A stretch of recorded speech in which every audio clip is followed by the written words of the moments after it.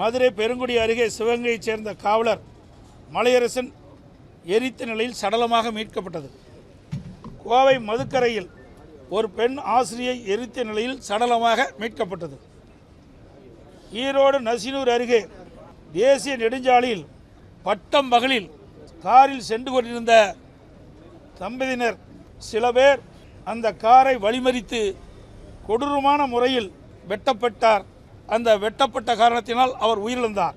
அவரை வெட்டப்படுகின்ற பொழுது அவருடைய மனைவி தடுக்க முயன்ற பொழுது அவருக்கும் வெட்டுப்பட்டு காயம் ஏற்பட்டு அவர் மருத்துவமனையில் சேர்க்கப்பட்டிருக்கின்றார்.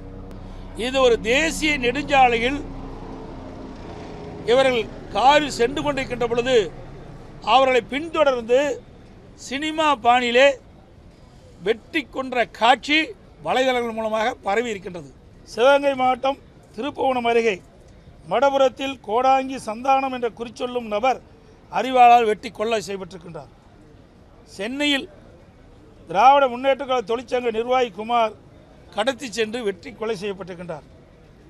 இப்படி நாள்தோறும் கொலை சம்பவங்கள் நடந்து ஏறிக்கொண்டிருக்கின்றன.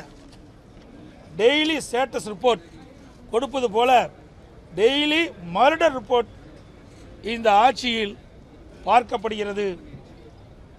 இந்த ஆட்சியினுடைய சாதனை இந்த கொலைப்பட்டியல் காண்பதுதான் சாதனையாக இருக்குது.